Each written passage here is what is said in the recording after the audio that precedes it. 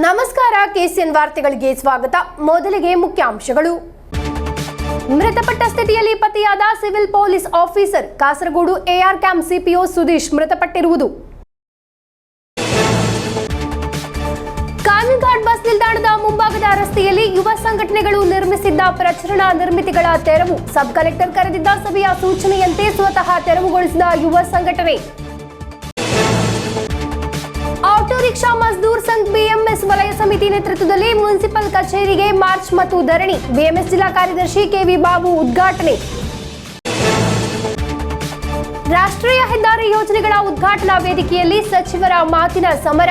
ಕೇಂದ್ರ ವಿದೇಶಾಂಗ ಸಹ ಸಚಿವ ವಿ ಮುರಳೀಧರನ್ ಮತ್ತು ಸಚಿವ ಮೊಹಮ್ಮದ್ ರಿಯಾಜ್ ನಡುವೆ ವಾಗ್ವಾದ. ರಾಷ್ಟ್ರೀಯ ಹೆದ್ದಾರಿ ಅಭಿವೃದ್ಧಿ ಕಾಮಗಾರಿ. ಅತಿ ವೇಗವಾಗಿ ಕಾಮಗಾರಿ ನಡೆಯುತ್ತಿರುವ ರೀಚ್ ತಲಪಾಡಿ ಚೆಂಗಳ ರೀಚ್. ವಾರ್ತೆಗಳು ವಿವರವಾಗಿ. ಕಾಸರಗೋಡು ಕರಂದಕಾಡ್ನ ಹಳೆಯ ಆಸ್ಪತ್ರೆ ಕಟ್ಟಡದ ಸಮೀಪ ಸಿವಿಲ್ ಪೊಲೀಸ್ ಆಫೀಸರ್ ಒಬ್ಬರನ್ನು ಮೃತಪಟ್ಟ ಸ್ಥಿತಿಯಲ್ಲಿ ಪತ್ತೆ ಮಾಡಲಾಯಿತು. Kasaragod AR camp CPO Sudheesh ಮೃತಪಟ್ಟಿರುವುದು. ಕಾಸರಗೋಡಿನ ಸಿವಿಲ್ ಪೊಲೀಸ್ ಆಫೀಸರ್ ಒಬ್ಬರನ್ನು ಆಸ್ಪತ್ರೆಯ ಆವರಣದಲ್ಲಿ ನಿಗೂಢವಾಗಿ ಮೃತಪಟ್ಟ ಸ್ಥಿತಿಯಲ್ಲಿ ಪತ್ತೆ ಮಾಡಲಾಯಿತು. ಕಾಸರಗೋಡು ಎಆರ್ ಕ್ಯಾಂಪ್ನ ಪೊಲೀಸ್ ಸಿಬ್ಬಂದಿ ಆಲಪುಳ ನಿವಾಸಿ ಸುದೀಶ್ ಮೃತಪಟ್ಟವರು. ಶನಿವಾರ ಮಧ್ಯಾಹ್ನ 2 ಗಂಟೆ ಸುಮಾರಿಗೆ ಕಾಸರಗೋಡು ಕರಂದಕಾಡ್ನ ಹಳೆಯ ಆಸ್ಪತ್ರೆ ಕಟ್ಟಡದ ಸಮೀಪ ಸುದೀಶ್ ಅವರನ್ನು ಮೃತಪಟ್ಟ ಸ್ಥಿತಿಯಲ್ಲಿ ಪತ್ತೆ ಮಾಡಲಾಯಿತು. ಮಾಹಿತಿ ಲಭಿಸಿದ ಮೇರೆಗೆ ಕಾಸರಗೋಡು ನಗರ ಪೊಲೀಸರು ಸ್ಥಳಕ್ಕೆ ಆಗಮಿಸಿ ಪರಿಶೀಲನೆ ನಡೆಸಿದ್ದಾರೆ. ಪೊಲೀಸ್ ವಾಹನ ಮತ್ತು ಬೆರಳಚ್ಚು ತಜ್ಞರು ಆಗಮಿಸಿ ಪರಿಶೀಲನೆ ನಡೆಸಿದರು. ಕೆಲ ದಿನಗಳಿಂದ ಸುದೀಶ್ ಕೆಲಸಕ್ಕೆ ಬಂದಿರಲಿಲ್ಲ. ರಜೆಗಾಗಿ ಯಾವುದೇ ಅರ್ಜಿಯನ್ನು ನೀಡಿರಲಿಲ್ಲ. ಕುಡಿತದ ಚಟವಿದ್ದ ಸುದೀಶ್ ಬೇರೆಯವರ ಜೊತೆ ಬೆರೆಯುತ್ತಿರಲಿಲ್ಲ. ಸಾವಿನಲ್ಲಿ ಅನುಮಾನಾಸ್ಪದ ಸನ್ನಿವೇಶಗಳಿವೆ ಎಂಬ ಬಗ್ಗೆ ಪೊಲೀಸರು ತನಿಖೆ ನಡೆಸುತ್ತಿದ್ದಾರೆ. News bureau, Kasaragod. Kanhangad bus ನಿಲ್ದಾಣದ ಮುಂಭಾಗದ ರಸ್ತೆಯಲ್ಲಿ ಯುವ ಸಂಘಟನೆಗಳು ನಿರ್ಮಿಸಿದ್ದ ಪ್ರಚರಣಾ ನಿರ್ಮಿತಿಗಳನ್ನು ತೆರವುಗೊಳಿಸಲಾಯಿತು. ಸಬ್ ಕಲೆಕ್ಟರ್ ಕರೆದಿದ್ದ ಸಭೆಯ ಸೂಚನೆಯಂತೆ ಯುವ ಸಂಘಟನೆಗಳು ಪ್ರಚರಣಾ ನಿರ್ಮಿತಿಗಳನ್ನು ಸ್ವತಃ ತೆರವುಗೊಳಿಸಿದರು. ಇದರೊಂದಿಗೆ ಹಲವು ದಿನಗಳಿಂದ ನಡೆಯುತ್ತಿದ್ದ ರಾಜಕೀಯ ಸಮರ ಅಂತ್ಯಗೊಂಡಿದೆ. ಮಾನವ ಸರಪಳಿಯ ಪ್ರಚರಣಾರ್ಥ ಕಾನಂಘಾಟ್ ಡಿವೈಎಫ್ಐ ಕಾನಂಘಾಟ್ ರಸ್ತೆಯಲ್ಲಿ ಸ್ಥಾಪಿಸಿದ ವಾಚನಾಲಯವನ್ನು ಅದೇ ಸ್ಥಳದಲ್ಲಿ ಯೂತ್ ಕಾಂಗ್ರೆಸ್ ಸ್ಥಾಪಿಸಿದ್ದ ಗಣರಾಜ್ಯೋತ್ಸವ ದಿನದ ರ್ಯಾಲಿಯ ಪ್ರಚಾರ ಶೆಡ್ ಹಾಗೂ ಯುವ ಮೋರ್ಚಾ ವತಿಯಿಂದ ಸ್ಥಾಪಿಸಲಾದ ಅಯೋಧ್ಯೆ ಕ್ಷೇತ್ರ ಮಾದರಿಯ ಪ್ರಚಾರ ಫಲಕವನ್ನು ಕೆಡವಲಾಯಿತು. ನಿರ್ಮಿತಿಗಳಿಂದ ಕಾನೂನು ಸುವ್ಯವಸ್ಥೆಗೆ ತೊಂದರೆಯಾಗುವ ಪರಿಸ್ಥಿತಿ ಇತ್ತು. ಈ ವಿಷಯದಲ್ಲಿ ಮುಸ್ಲಿಂ ಲೀಗ್ ಹೈಕೋರ್ಟ್ ಮೆಟ್ಟಿಲೇರಿತು ಮತ್ತು ಈ ವಿಷಯದಲ್ಲಿ ಕಾನೂನು ಹೋರಾಟವನ್ನು ಆರಂಭಿಸಿತು. ಈ ಪರಿಸ್ಥಿತಿಯಲ್ಲಿ ಕಾನಂಘಾಟ್ ಸಬ್ ಕಲೆಕ್ಟರ್ ಶುಕ್ರವಾರ ಸಾಯಂಕಾಲ ಕಾನೂನು ಉಲ್ಲಂಘಿಸಿದ ಯುವ ಸಂಘಟನೆಗಳು ಹಾಗೂ ಕಾನೂನು ಹೋರಾಟಕ್ಕೆ ಮುಂದಾದ ಮುಸ್ಲಿಂ ಲೀಗ್ನ ಪ್ರತಿನಿಧಿಗಳ ಸಭೆ ನಡೆಸಿದರು. ಸಭೆಯ ಸೂಚನೆಯ ಪ್ರಕಾರ ಯುವ ಸಂಘಟನೆಗಳು ಸ್ವತಃ ಕಾನೂನು ಉಲ್ಲಂಘನೆ ಮಾಡುವ ನಿರ್ಮಿತಿಗಳನ್ನು ತೆರವುಗೊಳಿಸಿದರು. ರಾತ್ರಿ 10 ಗಂಟೆಗೆ ಅವುಗಳನ್ನು ತೆರವುಗೊಳಿಸಲಾಯಿತು. ಡಿವೈಎಫ್ಐ ರಸ್ತೆಯಲ್ಲಿ ವಾಚನಾಲಯ ಸ್ಥಾಪಿಸಿರುವುದು ಹಲವು ವಿವಾದಗಳಿಗೆ ಕಾರಣವಾಗಿತ್ತು. ಆರಂಭದಲ್ಲಿ ಯೂತ್ ಕಾಂಗ್ರೆಸ್ ನಗರಸಭೆ ಕಾರ್ಯದರ್ಶಿಗೆ, ನಂತರ ಮುಸ್ಲಿಂ ಲೀಗ್ ಜಿಲ್ಲಾಧಿಕಾರಿ, ಜಿಲ್ಲಾ ಪೊಲೀಸ್ ವರಿಷ್ಠಾಧಿಕಾರಿ ಹಾಗೂ ನಗರಸಭೆ ಕಾರ್ಯದರ್ಶಿಗೆ ದೂರು ನೀಡಿದ್ದರು. ಕ್ರಮ ಕೈಗೊಳ್ಳದೇ ಇದ್ದಾಗ ಕಾಂಗ್ರೆಸ್ ಕುಟೀರ ಸ್ಥಾಪಿಸಿರುವುದು, ನಂತರ ಯುವ ಮೋರ್ಚಾ ಅಯೋಧ್ಯೆ ಕ್ಷೇತ್ರ ಮಾದರಿಯ ಫಲಕ ಹಾಕಿದರು. ನಿರ್ಮಿತಿಗಳನ್ನು ತೆರವುಗೊಳಿಸುವುದರೊಂದಿಗೆ ಕಾನಂಘಾಟ್ನಲ್ಲಿ ದಿನಗಳ ಕಾಲ ನಡೆದ ರಾಜಕೀಯ ಯುದ್ಧವು ಕೊನೆಗೊಂಡಿತು. News bureau, Kasaragod. ಕಾಸರಗೋಡು ನಗರದ ಮಲಿನಜಲ ಸಮಸ್ಯೆಯನ್ನು ಕೂಡಲೇ ಪರಿಹರಿಸಬೇಕೆಂದು ಆಗ್ರಹಿಸಿ auto rickshaw Mazdoor Sangh BMS Kasaragod ವಲಯ ಸಮಿತಿ ನೇತೃತ್ವದಲ್ಲಿ ಮುನ್ಸಿಪಲ್ ಕಚೇರಿಗೆ ಮಾರ್ಚ್ ಮತ್ತು ಧರಣಿ ನಡೆಸಲಾಯಿತು. ಬಿಎಂಎಸ್ ಜಿಲ್ಲಾ ಕಾರ್ಯದರ್ಶಿ ಕೆವಿ ಬಾಬು ಉದ್ಘಾಟಿಸಿದರು. ಕಾಸರಗೋಡು ನಗರದ ಮಾಲಿನ್ಯ ಸಮಸ್ಯೆಯನ್ನು ಕೂಡಲೇ ಪರಿಹರಿಸಬೇಕೆಂದು ಬಿಎಂಎಸ್ ಕಾಸರಗೋಡು ನಗರಸಭೆ ಹೊಸ ಬಸ್ ನಿಲ್ದಾಣ ಪ್ರದೇಶದಲ್ಲಿ ಹೋಟೆಲ್ಗಳಿಂದ ಹೊರಬಿಡುವ ತ್ಯಾಜ್ಯ ನೀರು ಆ ಭಾಗದ ತುಂಬೆಲ್ಲ ಹರಿಯುತ್ತಿದ್ದು, ಪ್ರಯಾಣಿಕರು, ಆಟೋ ಟ್ಯಾಕ್ಸಿ ಚಾಲಕರಿಗೂ ಪಾದಚಾರಿಗಳಿಗೂ ಬಸ್ಗಾಗಿ ಕಾಯಲು ನಿಲ್ಲಲು ಸಾಧ್ಯವಾಗದ ಸ್ಥಿತಿ ನಿರ್ಮಾಣವಾಗಿದೆ. ಮಲಿನ ಜಲದ ದುರ್ಗಂಧದ ಕಾರಣದಿಂದ ಮೂಗು ಮುಚ್ಚಿ ನಡೆದಾಡುವುದು ನಿರಂತರವಾಗಿದೆ. ಈ ಭಾಗದಲ್ಲಿ ಕೆಲಸ ಮಾಡುವವರಿಗೆ ಸಾಂಕ್ರಾಮಿಕ ರೋಗ ಹರಡುವ ಮೊದಲೇ ಶಾಶ್ವತ ಪರಿಹಾರ ನೀಡಬೇಕೆಂದು auto rickshaw Mazdoor Sangh BMS Kasaragod ವಲಯ ಸಮಿತಿಯ ನೇತೃತ್ವದಲ್ಲಿ ಮುನ್ಸಿಪಲ್ ಕಚೇರಿಗೆ ಮಾರ್ಚ್ ಮತ್ತು ಧರಣಿ ನಡೆಸಲಾಯಿತು. ಬಿಎಂಎಸ್ ಜಿಲ್ಲಾ ಕಾರ್ಯದರ್ಶಿ ಕೆವಿ ಬಾಬು ಉದ್ಘಾಟಿಸಿದರು. ഓരോ ഹോട്ടലുകൾക്കും അതുപോലെ തന്നെ സ്ഥാപനങ്ങൾക്കും വ്യത്യസ്തമായിട്ടുള്ള ടാങ്കുകൾ ഉണ്ടാക്കിക്കൊണ്ട് ശാശ്വതമായ പരിഹാരം കാണണം എന്നുള്ളതാണ് ബിഎംഎസ് ആവശ്യപ്പെടുന്നത്. നമുക്കറിയാം, അവിടുത്തെ ഓട്ടോറിക്ഷ തൊഴിലാളികളും ടാക്സി തൊഴിലാളികളും എല്ലാം തന്നെ മാരകമായ രോഗത്തിന് അടിമപ്പെടുന്ന ഒരു സാഹചര്യം ഇന്ന് നിലവിലുണ്ട്. ഇന്ന് ദിനം പ്രതി ഹോസ്പിറ്റലിലേക്ക് പോവുകയാണ് തൊഴിലാളികൾ. അതിന്റെ ഒരു വലിയൊരു പ്രാധാന്യം, അതിന്റെ ദുരിതം മനസ്സിലാക്കിക്കൊണ്ട് അധികൃതർ പെരുമാറണം എന്നുള്ളതാണ് ഈ അവസരത്തിൽ നമുക്ക് ആവശ്യപ്പെടാനുള്ളത്. ವಲಯ ಅಧ್ಯಕ್ಷ ಕುഞ്ഞിಕಣ್ಣನ್ ಚಾತಂಗೈ ಅಧ್ಯಕ್ಷತೆ ವಹಿಸಿದ್ದರು. BMS ಜಿಲ್ಲಾ ಉಪಾಧ್ಯಕ್ಷರುಗಳಾದ KA ಶ್ರೀನಿವಾಸನ್, ಅನಿಲ್ ವಿ ನಾಯರ್, ಜೊತೆ ಕಾರ್ಯದರ್ಶಿ P ದಿನೇಶ್, SK ಉಮೇಶ್ ಎಂಬಿಯವರು ಮಾತನಾಡಿದರು. ಹೊಸ ಬಸ್ ನಿಲ್ದಾಣದಿಂದ ಆರಂಭಿಸಿದ ಮೆರವಣಿಗೆಗೆ ಪ್ರಸಾದ್ ಎ, ಕೇಶವ ಜನಾರ್ದನ್, ರವಿ ನೇತೃತ್ವ ನೀಡಿದರು. ರಿಜೇಶ್ ಜೆಪಿ ನಗರ ಸ್ವಾಗತಿಸಿ ಮನೋಜ್ ನೆಲ್ಲಿಕುನ್ನು ಧನ್ಯವಾದವಿತ್ತರು. News bureau, Kasaragod. ಕಾಸರಗೋಡಿನಲ್ಲಿ ಆಯೋಜಿಸಿದ್ದ ರಾಜ್ಯದ ರಾಷ್ಟ್ರೀಯ ಹೆದ್ದಾರಿ ಯೋಜನೆಗಳ ಉದ್ಘಾಟನಾ ವೇದಿಕೆಯಲ್ಲಿ ಸಚಿವರ ಮಾತಿನ ಸಮರ. ಕೇಂದ್ರ ವಿದೇಶಾಂಗ ಸಹ ಸಚಿವ ವಿ ಮುರಳೀಧರನ್ ಮತ್ತು ಕೇರಳ ಲೋಕೋಪಯೋಗಿ ಇಲಾಖೆ ಸಚಿವ ಮೊಹಮ್ಮದ್ ರಿಯಾಜ್ ನಡುವೆ ವಾಗ್ವಾದ ನಡೆದಿದೆ. ರಾಜ್ಯದ ರಾಷ್ಟ್ರೀಯ ಹೆದ್ದಾರಿ ಯೋಜನೆಗಳ ಉದ್ಘಾಟನೆ ವೇದಿಕೆಯಲ್ಲಿ ಕೇಂದ್ರ ಸಚಿವ ವಿ ಮುರಳೀಧರನ್ ಹಾಗೂ ಸಚಿವ PA ಮೊಹಮ್ಮದ್ ರಿಯಾಜ್ ನಡುವೆ ಮಾತಿನ ಸಮರ. ಇಬ್ಬರು ಆನ್ಲೈನ್ ಕಾರ್ಯಕ್ರಮದಲ್ಲೇ ಭಾಗವಹಿಸಿದ್ದರು. ಮೊದಲು ಮಾತನಾಡಿದ ಮುರಳೀಧರನ್, ಕೇಂದ್ರ ಯೋಜನೆಗಳ ಪ್ರಚಾರಕ್ಕೆ ಮೊಹಮ್ಮದ್ ರಿಯಾಜ್ ಅವರ ಹೊಸ ಮಾಧ್ಯಮ ಪೋಸ್ಟ್ಗಳು ಸಹಕಾರಿಯಾಗಿದ್ದು, ಇದು ಮಾತಿನ ಸಮರಕ್ಕೆ ಕಾರಣವಾಯಿತು. ಸಚಿವ ರಿಯಾಜ್ ತಮ್ಮ ಭಾಷಣದಲ್ಲಿ ಕೇಂದ್ರದ ಹಣವು ಆಕಾಶದಿಂದ ಬರುವುದಿಲ್ಲ, ರಾಜ್ಯದ ಹಕ್ಕು ಎಂದು ರಾಜ್ಯದ ಪ್ರತಿಯೊಬ್ಬ ನಾಗರಿಕರು ತೆರಿಗೆ ಪಾವತಿಸುತ್ತಾರೆ ಎಂದು ತಿರುಗೇಟು ನೀಡಿದರು. ಅರಿಕೊಂಬನ್ ಆನೆಯನ್ನು ಗುಂಡು ಹಾರಿಸಿ ತೆಕ್ಕಡಿಗೆ ಕರೆದೊಯ್ದು ಮುನ್ನಾರ್ ಬಾಡಿಮೇಟ್ ರಸ್ತೆಯ ದೃಶ್ಯಗಳನ್ನು ಪ್ರಚಾರ ಮಾಡಿ ಅದನ್ನು ರಾಜ್ಯ ಸರ್ಕಾರದ ಯೋಜನೆಯಾಗಿ ಸ್ಥಾಪಿಸಲು ಪ್ರಯತ್ನಿಸಿದರು ಎಂದು, ಇಡುಕ್ಕಿ ಅಣೆಕಟ್ಟಿನ ಬಳಿ ಇಕೋ ಲಾಡ್ಜ್ ಯೋಜನೆಯ ಕ್ರೆಡಿಟ್ ಪಡೆಯಲು ಮುಂದಾದರು ಎಂದು മുരളീധരൻ ಹೇಳಿದರು. അരിക്കൊമ്പൻ റോഡ് എന്ന് സമൂഹ മാധ്യമങ്ങളിലൂടെ പ്രശസ്തമായ റോഡിന്റെ ചിത്രം ജനങ്ങൾക്ക് കാണിച്ചു കൊടുത്ത കേന്ദ്ര സർക്കാരിന്റെ വികസന നേട്ടം കേരളത്തോട് വിളിച്ചു പറഞ്ഞ പൊതുമരാമത്ത് മന്ത്രി ശ്രീ മുഹമ്മദ് റിയാസിനെ പ്രത്യേകം അഭിനന്ദിക്കുന്നു. അദ്ദേഹത്തിന്റെ സമൂഹ മാധ്യമ പോസ്റ്റുകൾ പലപ്പോഴും കേന്ദ്ര പദ്ധതികൾക്കടക്കം വലിയ പ്രൊമോഷൻ ആകാറുണ്ട്. ഈയിടെ ഇടുക്കിയിലെ തന്നെ ഇക്കോ ലോഡ്ജുകളെ കുറിച്ചുള്ള അദ്ദേഹത്തിന്റെ വീഡിയോ ഞാൻ സമൂഹ മാധ്യമത്തിൽ കണ്ടു. ഏതാണ്ട് 6 കോടി മുടക്കി ഇടുക്കി അണക്കെട്ടിനോട് അടുത്ത് നിർമ്മിച്ച ഇക്കോ ലോഡ്ജിന്റെ 5 കോടിയും കേന്ദ്ര ഫണ്ടാണ്. പറഞ്ഞു വന്നത്, നരേന്ദ്രമോദി സർക്കാരിന്റെ ഇടപെടലിൽ ഇടുക്കി ജില്ലക്കുണ്ടാകുന്ന വികസന കുതിപ്പിനെ കുറിച്ചാണ്. മൂന്നാർ ബോഡിമെട്ട് ദേശീയപാത നിർമ്മാണം കേന്ദ്ര ഫണ്ട് ഉപയോഗിച്ചാണ് എന്ന വസ്തുത തുറന്നു പറഞ്ഞ ശ്രീ ഇടുക്കി MP ശ്രീ ഡീൻ കുര്യാക്കോസിനെയും പ്രത്യേകം അഭിനന്ദിക്കാൻ ഞാൻ ആഗ്രഹിക്കുകയാണ്. ಜವಾಬ್ದಾರಿಯುತ ಸ್ಥಾನದಲ್ಲಿರುವವರು ರಾಜ್ಯದ ವಿರುದ್ಧ ಕೆಟ್ಟ ಅಪಪ್ರಚಾರ ಮಾಡಿದ್ದಾರೆ ಎಂದು ಸಚಿವ ರಿಯಾಜ್ ಆರೋಪವನ್ನು ವಿರೋಧಿಸಿದರು. ರಾಷ್ಟ್ರೀಯ ಹೆದ್ದಾರಿಗೆ ಭೂ ಸ್ವಾಧೀನಕ್ಕೆ 5,000 ಕೋಟಿ ರೂಪಾಯಿಗೂ ಹೆಚ್ಚು ಹಣ ನೀಡಲಾಗಿದೆ ಎಂದು ಸ್ವತಃ ಕೇಂದ್ರ ಸಚಿವರೇ ಸಂಸತ್ತಿನಲ್ಲಿ ಹೇಳಿದಾಗ ಅಪಪ್ರಚಾರ ಮಾಡುವವರ ಬಾಯಿ ಮುಚ್ಚಿರುವುದು. ಕೇರಳಕ್ಕೆ ಬೆಂಬಲ ನೀಡಿದ ಕೇಂದ್ರ ಸಚಿವ ನಿತಿನ್ ಗಡ್ಕರಿ ಅವರಿಗೆ ಧನ್ಯವಾದಗಳು. ಕಾರ್ಯಕ್ರಮವನ್ನು ರಾಜಕೀಯ ಮಾಡುವ ಯತ್ನ ಸರಿಯಲ್ಲ ಎಂದು ರಿಯಾಜ್ ಹೇಳಿದರು. സോഷ്യൽ മീഡിയയിലൂടെയുള്ള പ്രചരണങ്ങൾ ഇനിയും തുടരും. അദ്ദേഹം പ്രത്യേകം പറഞ്ഞതിന് പ്രത്യേകം നന്ദി ഞാൻ അറിയിക്കുകയാണ്. എന്നാൽ ചെറുതോണി പാലം ഉൾപ്പെടെയുള്ള പാലങ്ങളുടെ പ്രവൃത്തി എങ്ങനെയാണ് മുന്നോട്ട് പോയതെന്നും അതിന് കൃത്യമായി സംസ്ഥാന സർക്കാർ നടത്തിയ പങ്കെന്താണെന്നും സംസ്ഥാന സർക്കാർ അതിൽ വഹിച്ചിട്ടുള്ള പങ്ക് പോലെ തന്നെ മുന്നോട്ട് വെച്ച നിർദ്ദേശങ്ങളെ കുറിച്ചും ഈ നാടിന് അറിയാവുന്ന കാര്യമാണ്. ആരാണ് ഇതിന്റെ പ്രവർത്തികൾ നടത്തിയത്? PWD കേരളത്തിലെ പൊതുമരാമത്ത് വകുപ്പിന്റെ കീഴിലുള്ള നാഷണൽ ഹൈവേ വിഭാഗം ഇതിന്റെ പല പ്രവർത്തികളും നടത്തി എന്നുള്ളത് യാഥാർത്ഥ്യമാണ്. അത് കേന്ദ്ര ഗവൺമെന്റ് തന്നെ അതിൽ ഇടപെട്ടിട്ടുണ്ട്. പിന്നെ കേന്ദ്ര ഫണ്ടാണ് എന്ന് അദ്ദേഹം ചൂണ്ടിക്കാട്ടുന്നു. തീർച്ചയായും കേന്ദ്ര ഫണ്ട് തന്നെയാണ്. എന്നാൽ കേന്ദ്ര ഫണ്ട് എന്ന് പറയുന്നത് ആകാശത്ത് നിന്ന് വരുന്നതല്ല. കേരളത്തിലെ ഓരോ പൗരനും നൽകുന്ന നികുതി പണത്താൽ നിറയുന്ന ഖജനാവിൽ നിന്ന് വരുന്ന പണമാണ്. അത് കേരളം ഉൾപ്പെടെയുള്ള ഇന്ത്യയിലെ വിവിധ സംസ്ഥാനങ്ങളിലെ ജനങ്ങളുടെ അവകാശമാണ്. അതല്ലാതെ ഔദാര്യമല്ല. അതിനെ ഒരു ഔദാര്യമായി കണ്ട് പറയുന്ന രീതി തെറ്റാണ് എന്ന് ഞാൻ ചൂണ്ടിക്കാട്ടാൻ ആഗ്രഹിക്കുകയാണ്. ರಾಜ್ಯದಲ್ಲಿ ಪೂರ್ಣಗೊಂಡಿರುವ 3 ರಾಷ್ಟ್ರೀಯ ಹೆದ್ದಾರಿ ಯೋಜನೆಗಳ ಉದ್ಘಾಟನೆ ಮತ್ತು 9 ಯೋಜನೆಗಳ ನಿರ್ಮಾಣದ ಉದ್ಘಾಟನೆ ಕಾಸರಗೋಡಿನಲ್ಲಿ ನಡೆಯಿತು. ಕೇಂದ್ರ ಸಚಿವ ನಿತಿನ್ ಗಡ್ಕರಿ ಆನ್ಲೈನ್ ಮೂಲಕ ಯೋಜನೆಗಳನ್ನು ಉದ್ಘಾಟಿಸಿದರು. News bureau, Kasaragod. ರಾಷ್ಟ್ರೀಯ ಹೆದ್ದಾರಿ ಅಭಿವೃದ್ಧಿ ಕಾಮಗಾರಿ ಕಣ್ಣೂರು ಕಾಸರಗೋಡು ಜಿಲ್ಲೆಗಳ 4 ರೀಚ್ಗಳಲ್ಲಿ ಅತಿ ವೇಗವಾಗಿ ಕಾಮಗಾರಿ ನಡೆಯುತ್ತಿರುವ ರೀಚ್ ಆಗಿದೆ ತಲಪಾಡಿ ಚೆಂಗಳ ರೀಚ್. 62.3% ಈ ರೀಚ್ನಲ್ಲಿ ಕಾಮಗಾರಿ ಪೂರ್ಣಗೊಂಡಿದೆ. ಕಾಸರಗೋಡು ನಗರ ಸೇರುವ ತಲಪಾಡಿ ಚೆಂಗಳ ರೀಚ್ನಲ್ಲಿ ರಾಷ್ಟ್ರೀಯ ಹೆದ್ದಾರಿ ಅಭಿವೃದ್ಧಿ ಕಾಮಗಾರಿ ತ್ವರಿತಗತಿಯಲ್ಲಿ ಪ್ರಗತಿಯಲ್ಲಿದೆ. ರೀಚ್ನಲ್ಲಿ ಮೊಗ್ರಾಲ್, ಕುಂಬಳೆ, ಶಿರಿಯ, ಉಪ್ಪಳ ಸೇತುವೆಗಳು, ಕಾಸರಗೋಡು ಟೌನ್, ಉಪ್ಪಳ ಮೇಲ್ಸೇತುವೆ ಮತ್ತು 17 ಅಂಡರ್ ಪಾಸ್ಗಳಿವೆ. ಮೇಲ್ಸೇತುವೆಗಳು 75% 95% ಪೂರ್ಣಗೊಂಡಿವೆ. 10 ಅಂಡರ್ ಪಾಸ್ಗಳನ್ನು ಸಂಚಾರಕ್ಕೆ ಮುಕ್ತಗೊಳಿಸಲಾಗಿದೆ.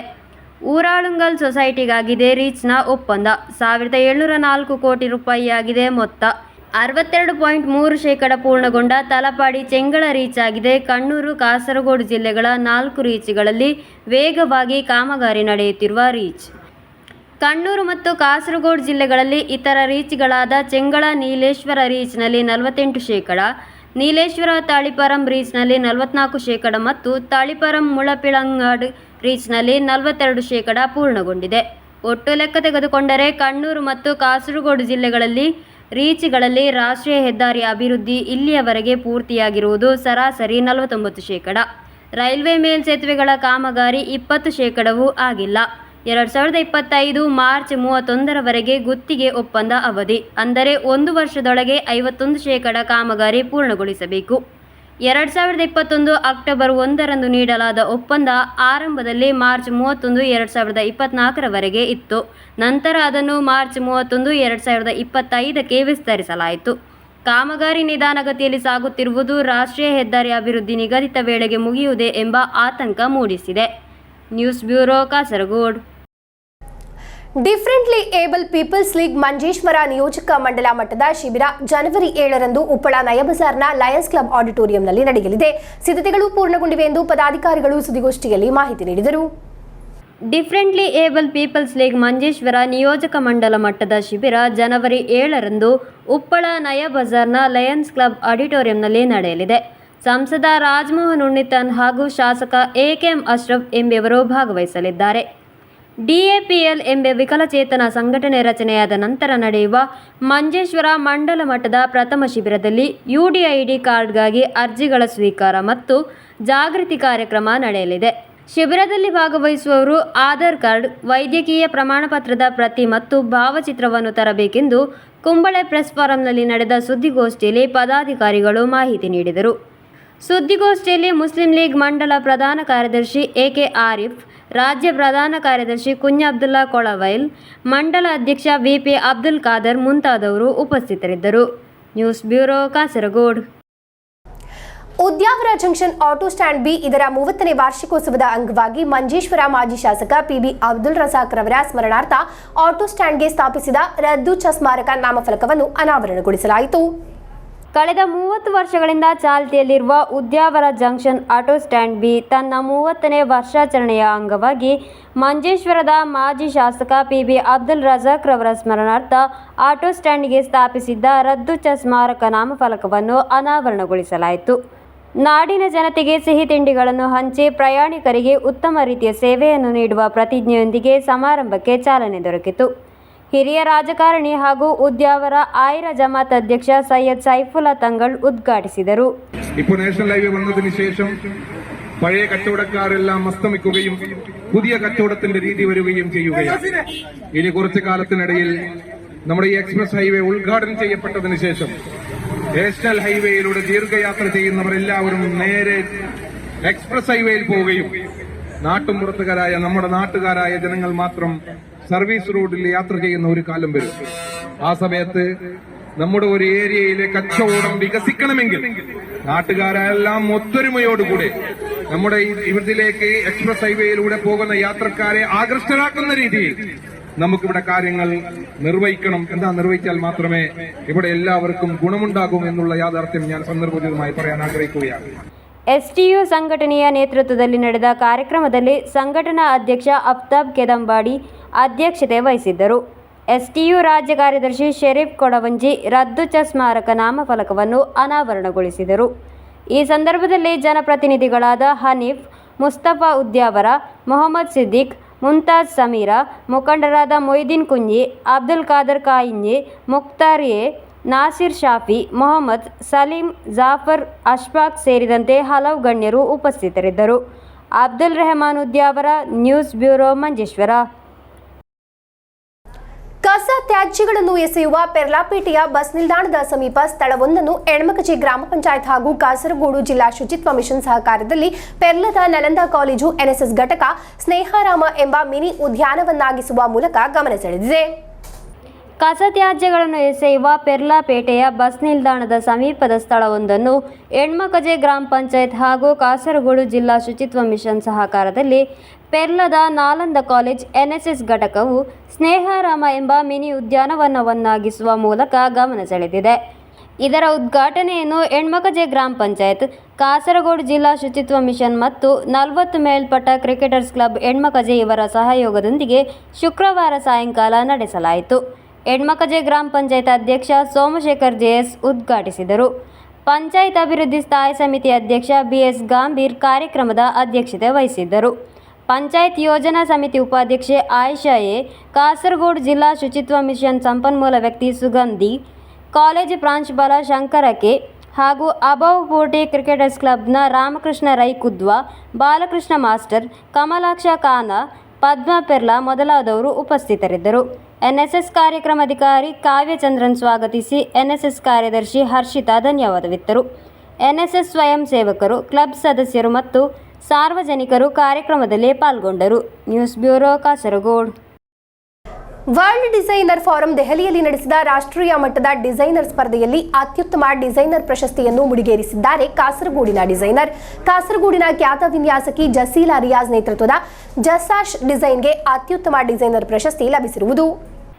ದೆಹಲಿ ಕೇಂದ್ರವಾಗಿ ಕಾರ್ಯನಿರ್ವಹಿಸುತ್ತಿರುವ ವರ್ಲ್ಡ್ ಡಿಸೈನರ್ ಫಾರಂ ದೆಹಲಿಯಲ್ಲಿ ನಡೆಸಿದ ರಾಷ್ಟ್ರೀಯ ಮಟ್ಟದ ಡಿಸೈನರ್ ಸ್ಪರ್ಧೆಯಲ್ಲಿ ದೇಶದ ಅತ್ಯುತ್ತಮ ಬ್ರೈಡಲ್ ಲೆಹಂಗಾ ಡಿಸೈನರ್ ಮತ್ತು ಸಾರಿ ಡಿಸೈನರ್ ಪ್ರಶಸ್ತಿಗಳನ್ನು ಮುಡಿಗೇರಿಸಿದ್ದಾರೆ ಕಾಸರಗೋಡಿನ ಜಸಾಶ್ ಡಿಸೈನರ್. ಕೇರಳ ಸೇರಿದಂತೆ ದೇಶದ 17 ರಾಜ್ಯಗಳಿಂದಾಗಿ 300ಕ್ಕೂ ಅಧಿಕ ಡಿಸೈನರ್ಗಳು ಭಾಗವಹಿಸಿದ್ದ ಬ್ರೈಡಲ್ ಲೆಹಂಗಾ ಡಿಸೈನ್, ಸಾರಿ ಡಿಸೈನ್ ಪ್ರದರ್ಶನದಲ್ಲಾಗಿದೆ. ಕೇರಳದ ಹೆಮ್ಮೆಯಾಗಿ ಕಾಸರಗೋಡಿನ ಖ್ಯಾತ ಡಿಸೈನರ್ ಜಸೀಲಾ ರಿಯಾಜ್ ನೇತೃತ್ವದ ಜಸಾಸ್ ಡಿಸೈನ್ ಅತ್ಯುತ್ತಮ ಡಿಸೈನರ್ ಪ್ರಶಸ್ತಿ ಪಡೆದಿರುವುದು.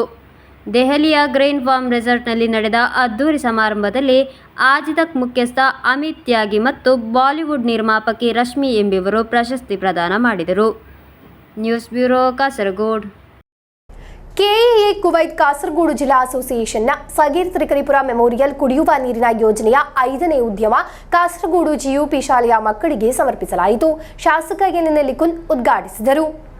ಕೆಇಎ ಕುವೈತ್ ಕಾಸರಗೋಡು ಜಿಲ್ಲಾ ಅಸೋಸಿಯೇಷನ್ನ ಸಗೀರ್ ತ್ರಿಕರಿಪುರ ಮೆಮೋರಿಯಲ್ ಕುಡಿಯುವ ನೀರಿನ ಯೋಜನೆಯ 5ನೇ ಉದ್ಯಮ ಕಾಸರಗೋಡು ಜಿಯುಪಿ ಶಾಲೆಯ ಮಕ್ಕಳಿಗೆ ಸಮರ್ಪಿಸಲಾಯಿತು.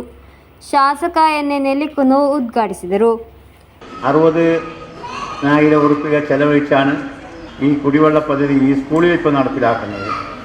ഒരുപാട് സ്കൂളുകളിൽ ഇതുപോലെയുള്ള കുടിവെള്ള പദ്ധതികൾ കാസർഗോഡ് എക്സ്പാട്രിയേറ്റ്സ് അസോസിയേഷൻ കുവൈത്ത് നടപ്പിലാക്കിയിട്ടുണ്ട്. കുടിവെള്ള പദ്ധതി മാത്രമല്ല, ഇവിടെ സൂചിപ്പിച്ചതുപോലെ എൻഡോസൾഫാൻ ഇരകളെ സഹായിക്കുന്ന കാര്യത്തിൽ, അതുപോലെ തന്നെ വിദ്യാഭ്യാസ മേഖലയിൽ ഒക്കെ അവർ നടത്തിയിട്ടുള്ള പ്രവർത്തനങ്ങൾ നമുക്ക് എല്ലാവർക്കും എപ്പോഴും ആവേശദായകമാണ്. ಯೋಜನಾ ಸಂಚಾಲಕ ಸಲಾಂ ಕಳನಾಡ್ ಅಧ್ಯಕ್ಷತೆ ವಹಿಸಿದ್ದರು. ಕಾರ್ಯಕ್ರಮದಲ್ಲಿ ಸಾಮಾಜಿಕ ರಾಜಕೀಯ ಪ್ರತಿನಿಧಿಗಳು ಭಾಗವಹಿಸಿದ್ದರು. ಕೆಇಎ ಕುವೈತ್ 19 ವರ್ಷ ದಾಟಿದ ನಂತರ ಕುವೈತ್ನಲ್ಲಿನ ಚಟುವಟಿಕೆಗಳೊಂದಿಗೆ ನಾಡಿನಲ್ಲಿ ಜಾರಿಗೊಳಿಸಲಾದ ಯೋಜನೆಗಳು ಹಲವು. ಕಾಸರಗೋಡು ತಾಲೂಕು ಆಸ್ಪತ್ರೆಗೆ, ಜಿಲ್ಲಾಸ್ಪತ್ರೆ ಕಾಂಜಂಗಾಡ್ಗೆ ಹಾಗೂ ವಿವಿಧ ಬಡ್ಸ್ ಶಾಲೆಗಳಿಗೆ ನೀಡಿದ ಸಹಾಯದ ನಂತರ ಜಾರಿಗೊಳಿಸಿದ ಕುಡಿಯುವ ನೀರಿನ ಯೋಜನೆಯ ಮೂಲಕ ಕೋಲ್ಯಡ್ಕ ಹೌಸಿಂಗ್ ಕಾಲನಿ, ಮುಳ್ಳೇರಿಯ ಗಾಡಿಗುಡ್ಡೆ, ತ್ರಿಕರಿಪುರ, ಅಂಗಡಿಮುಗರು ಹೈಸ್ಕೂಲ್ನಲ್ಲಿ ಅನುಷ್ಠಾನಗೊಳಿಸಿದ ಕುಡಿಯುವ ನೀರಿನ ಯೋಜನೆಗಳನ್ನು ಯಶಸ್ವಿಯಾಗಿ ಪೂರ್ಣಗೊಳಿಸಿ 5ನೇ ಉದ್ಯಮವಾಗಿ ಕಾಸರಗೋಡು ಜಿಯುಪಿ ಶಾಲೆಯಲ್ಲಿ ಯೋಜನೆಯನ್ನು ಅನುಷ್ಠಾನಗೊಳಿಸಲಾಯಿತು.